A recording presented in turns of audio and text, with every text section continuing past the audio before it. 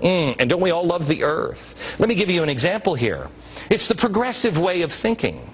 People are secondary to the earth and animals. There is something most likely happening in your child's school. Oh, I know, everybody's talking today about Barack Obama going to give an address to your kids if they're in kindergarten to 6th grade. Isn't that great? Oh, and the teachers have a little plan on what they can talk about. How much do you love the president? How can you help the president accomplish his goals? This is fantastic. Doesn't sound like propaganda to me at all.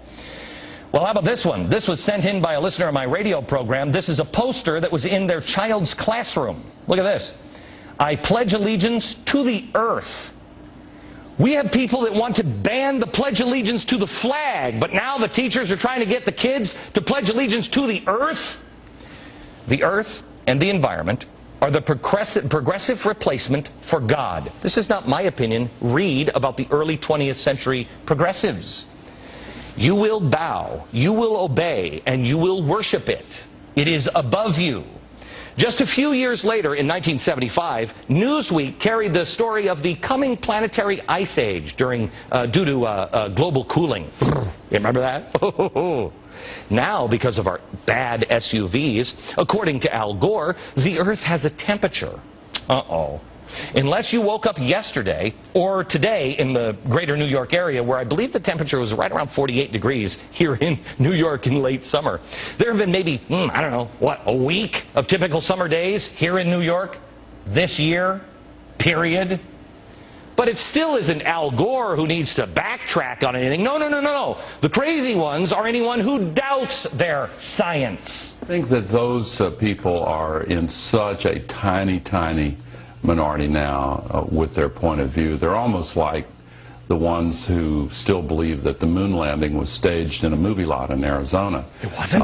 And those who believe the earth is flat. Yeah. That demeans them a little bit, but it's not that far just a little off. Bit. Yeah. Just demeaning just a little bit. Flat earthers.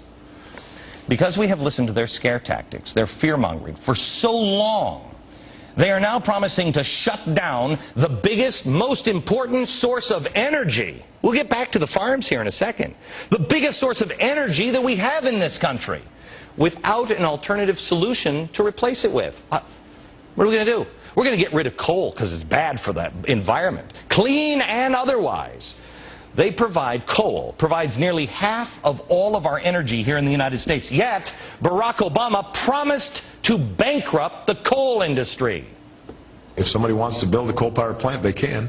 It's just that it will bankrupt them because they're going to be charged a huge sum for all that greenhouse gas that's being emitted. Oh, it's terrible. How about Joe Biden? He promised no coal in America.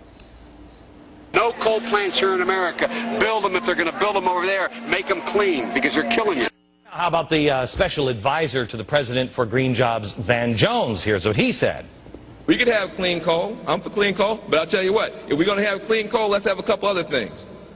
We could have clean coal, or if we could power the country with clean coal, or we could have unicorns pull our cars for us, all day. We could have that too. Unicorns equally exist? Fictitious, equally fantastical, equally ludicrous, So, we could have the tooth fairy bring us our energy at night.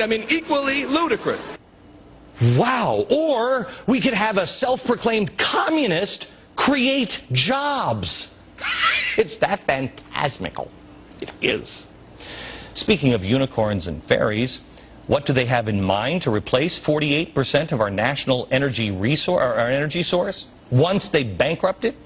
Will Van Jones sprinkle pixie dust on giant windmills to make up the difference? That's what they have to do because we're nowhere near being able to convert our wind or solar power.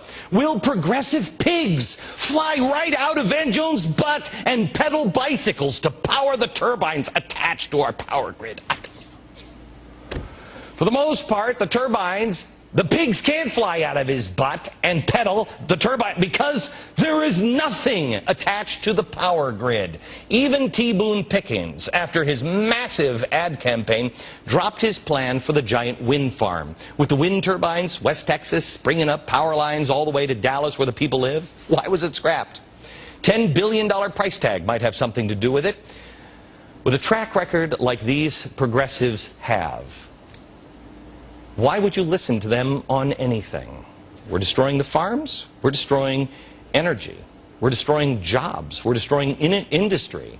It's like letting your friend who has been wrong on every single Super Bowl prediction since 1967 bet your mortgage that you'll win this year. Yeah, I got it this year. Are you willing to roll the dice on that one? Oh, and by the way, is anybody thinking that if your friend he's had a 50-50 chance the whole time, if your friend has been wrong every single time, shouldn't someone at least ask the question if your friend is just the most unlucky person in the world, or if they have another agenda?